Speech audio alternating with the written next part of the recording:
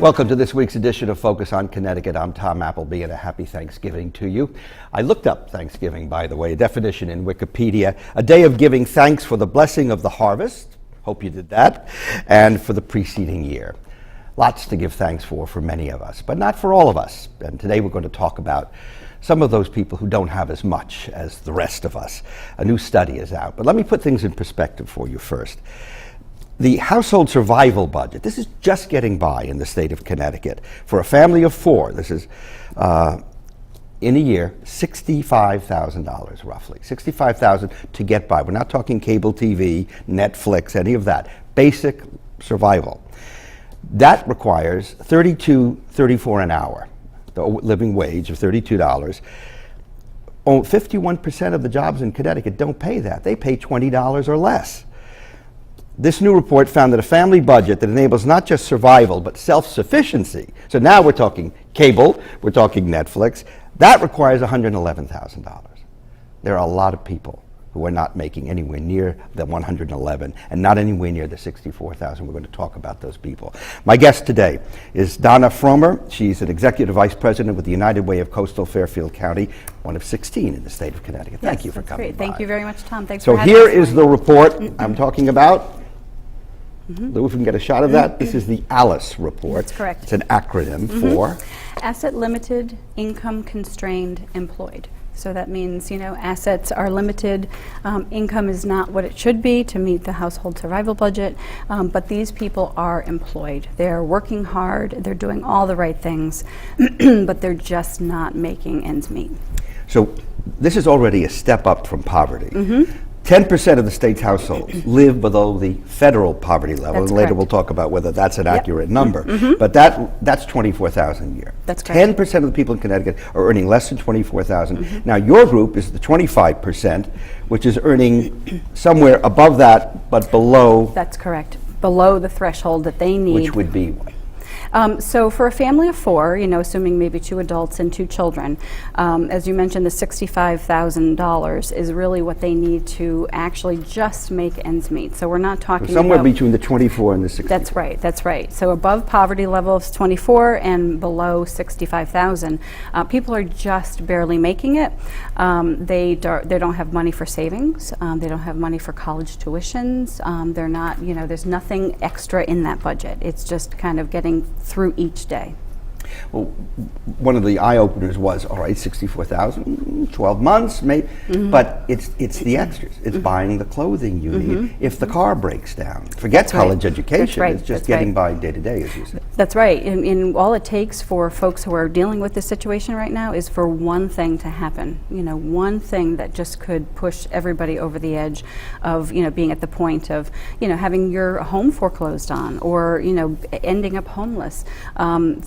So many people are having situations where one of the income earners in the house has been laid off. So, now you're talking about one person trying to, hit that income level in order And to... in fact, a little bit later in our program, we're going to meet someone who Yes.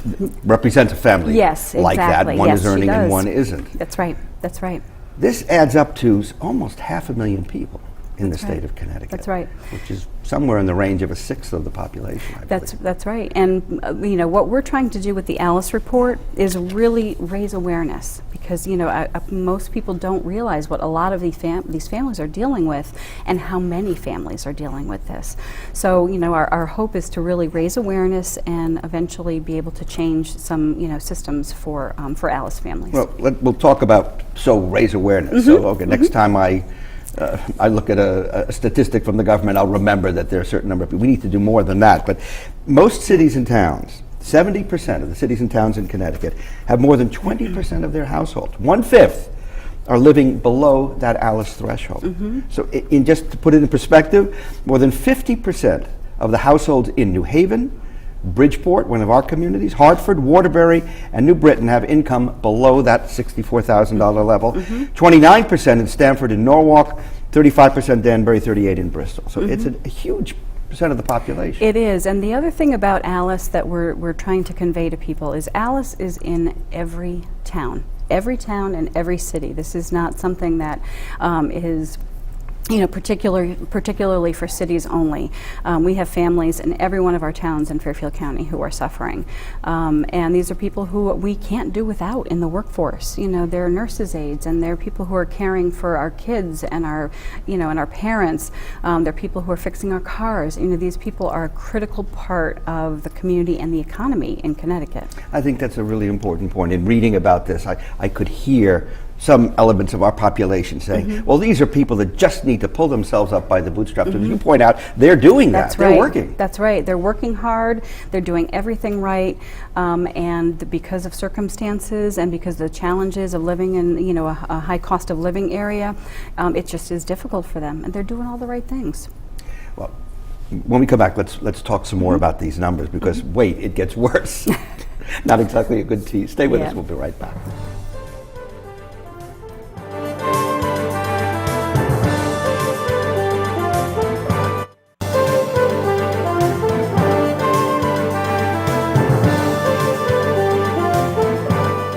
Welcome back to Focus on Connecticut. We're talking about there's the poverty level, then there's the ALICE level. And actually the poverty level is the federal definition is was set in 1965, updated in 74. Hasn't been updated in, 40 years? That's right. Something like that. That's right. And it says 23,000 is the level. But you're saying, That's not. It is not a good indicator for what people are dealing with and what people are struggling for. It's a very old number, and so part of what the ALICE report and the research behind it is showing is that this measure, the ALICE measure, is a much more accurate way of looking at the financial hardship of families in Connecticut. well, before the break I said, wait, it gets worse. Yeah. Many more households, this is from the report, would be considered asset poor if the criteria for the lack were changed, and you said lack of 3 months of subsistence. Put that in perspective for us. Yeah, I mean, if we all know what happens when we have a major thing happen in our life, whether it be a medical situation or whether it be a failure of, an appliance at home or your water heater or your, something like that. And so, people are not able to have a lot of assets and savings because they're just trying to get through every day. So when they don't have that kind of cushion, something happens and that just, So you're saying there are many more people out there living at this. They're making it. Yeah, right. They're right at that $64,000 That's right. level, and all of a sudden, That's right. the freezer dies. Exactly. Exactly. Yeah. So it's it really is an eye opener when you think about the income level that's needed just for a basic survival budget, and then what happens when things happen to families that they're not expecting, and we all know that happens to everybody. It sure does. Lots of surprises. Earlier in the program, you were saying that we need to be aware. Well, we all should be aware of lots of things. Right. But there's very specific reasons why this is crucial to us, to each of us. It's somebody else's life, but it means something to us. For instance, education. These families are having trouble making sure their kids get to school. If they don't get the education, then what does that mean for us? Yeah, I mean, our future workforce, our future economy is linked to families being successful and children being successful and having the education and the resources that they need to be a productive part of, society. So when those things are not available to them, it creates a challenge for all of us. And we're all interdependent and we all need each other. And so when these families don't have the opportunities and the resources to make those things available for their children, it's all of our problem. We all have to care about that. Then there's the healthcare issue. That's right. Because they become a burden on our healthcare system, which impacts all of us. Right, that's correct. That's correct. Many times what is happening with this population is because they're living above the poverty level, they're not having access to certain services that those maybe who are in the poverty population. So they're not getting a lot of services and support, but they're still needing that thing. So health insurance is a big factor of what's available to them for resources and what they're actually needing. When you talk to the general population that is above that 64,000, what are their fantasies about the people who are in the ALICE or the poverty level group? You know, I think right now there is not a strong awareness of what's going on. So people who are living above the ALICE threshold, you know, really are not aware of the fact that their friends and neighbors, people in their communities are going through this. We've talked with a few people. There's a woman in Wilton who we've spoken with, and you know, she said her friends and her neighbors don't really understand what she's going through. They just can't imagine it. And so I think they're... And I would imagine, here's my fantasy, that if I'm living in Wilton and I haven't been in this situation and now I am, I'm not that eager for my neighbor to know I'm facing this problem. That's correct. That's correct. And there is, you know, a real reluctance to share stories, and that's why we're so lucky to have Trish, who's going to be with you, and others to talk about what's going on with them, because you know, people are not aware, and especially even your neighbors may not, you know what's going on.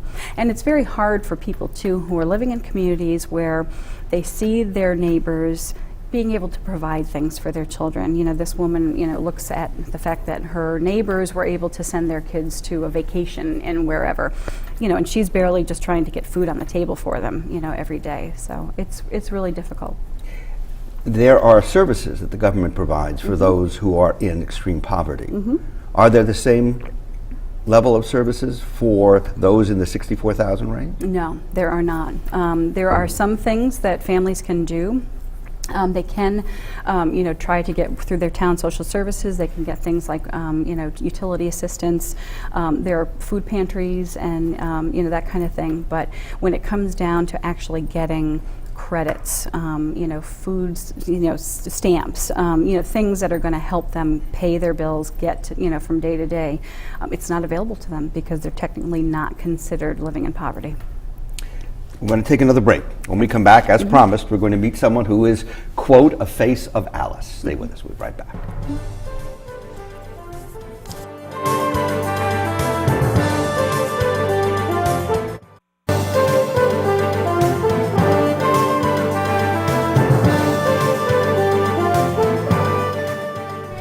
Welcome back to Focus on Connecticut. Happy Thanksgiving again. I'm Tom Appleby, and we're talking about a new report by the United Way entitled ALICE. ALICE is Asset Limited, Income Constrained, Employed.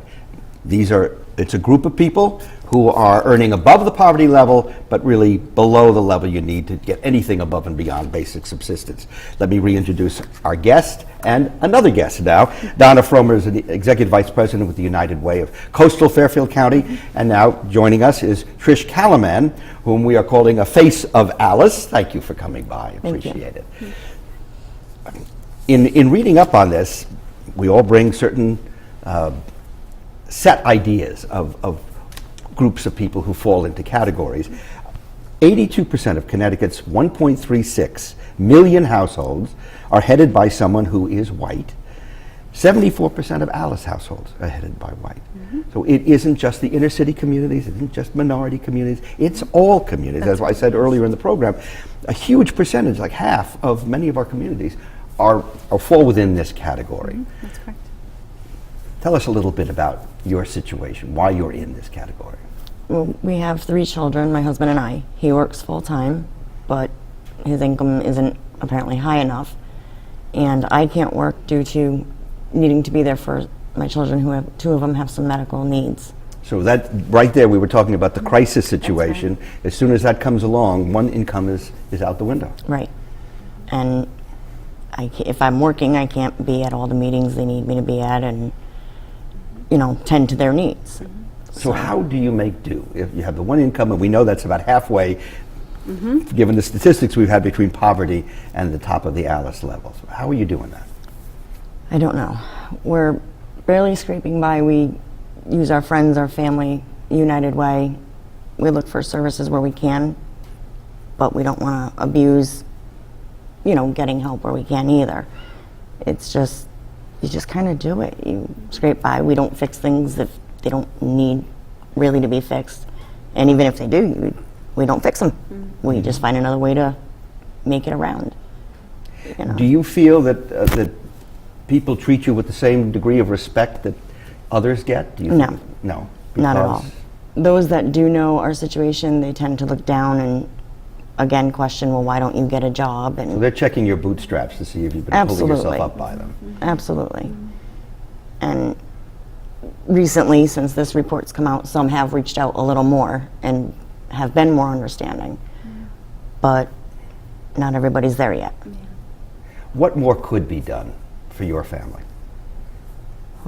I think in general more services for medical and mental health issues, more services for families that can't afford daycare, and simple gas. Granted the prices are coming down, but just getting your children where they need to be gas wise, or your car being fixed. I don't really know what can really be done, but they can donate to the United Way. Others can just donate to their community itself.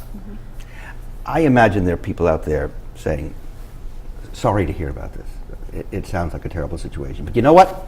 I got my problems, and I pay my taxes. And now she wants more services. What would you say to that? I would say that while we all are struggling with, with things in our own life, we need to try and put ourselves in the shoes of someone who's going through it, because when you have to make choices, your husband has to get to work, and so that means a car, that means gas, to keep that one income that you have. And so you're making decisions on a day-to-day basis whether or not to put food on the table or go to some place to get some food, and whether to fill, the car with gas. And I think so many of us, don't really truly understand that. So I think if we could have people putting themselves in the shoes of others and just thinking about what, families are going through, it would be greatly, helpful. What don't we understand?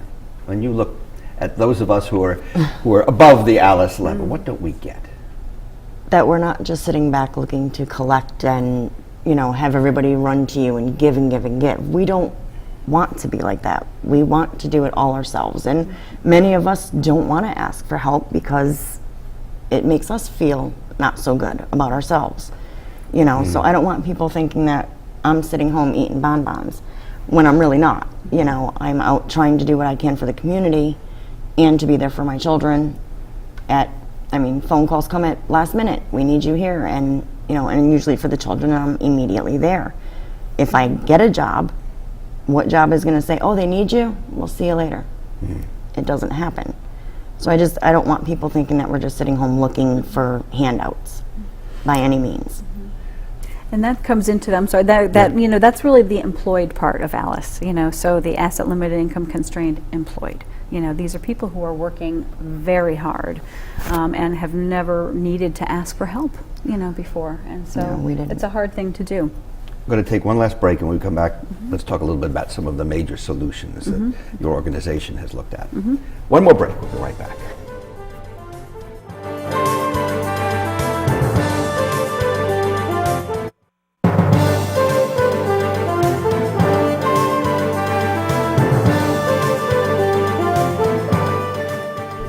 Just a few minutes left talking about the Alice report, and just another question, because one of the biggest issues your report points out is housing. The two biggest expenses for struggling families, housing and childcare. You are the childcare provider. You're home with the two, but housing is another one. And it made 15% of the households, it dropped 15% of people owning homes now in Connecticut. And for a single adult in Connecticut, an efficiency apartment is 43% of the household survival budget. That's almost half. That's huge. What's your housing situation? We're scraping by, we were close to foreclosure, and we just, we actually did look into, going into a rental, but that's just as much as owning a home. So, and that's even if we stuck everybody in a studio apartment. It's very expensive. Is there assistance either through United Way or other organizations for that situation? There are programs that are available in the community that, things like a mortgage foreclosure prevention program or utility assistance, but there isn't really a long-term solution to help people who own their home and are really struggling to make those mortgage payments. So right now there really isn't a strong resource. People can call 211 in our state and try and find out about some of those resources that are available, but we really need to make some significant changes in everything, in the systems that that are in place, so that there are more resources for folks like Trish and her family. Looking at the solutions that you put forth, your organization says the short-term nonprofits and the government need to step in. Well, they always have and always will. But the long-term solutions are what? The longer-term solutions are changing systems and policies that are going to provide, daycare is such a huge part of someone's budget, that's one thing where there could be maybe some additional credits. There need to be, and then, housing. Affordable housing right now in Connecticut, there's limited inventory, and, there's additional need. So there are a lot of issues where we are hoping eventually advocacy and some legislative changes might, help the situation. So that's our long-term goal, is to be able to change things for Alice and to make their life a little bit And easier. as we said earlier, education first and foremost to Yes. move things forward. Absolutely. And labor, finding jobs. And finding jobs, and finding jobs that are not paying minimum wage.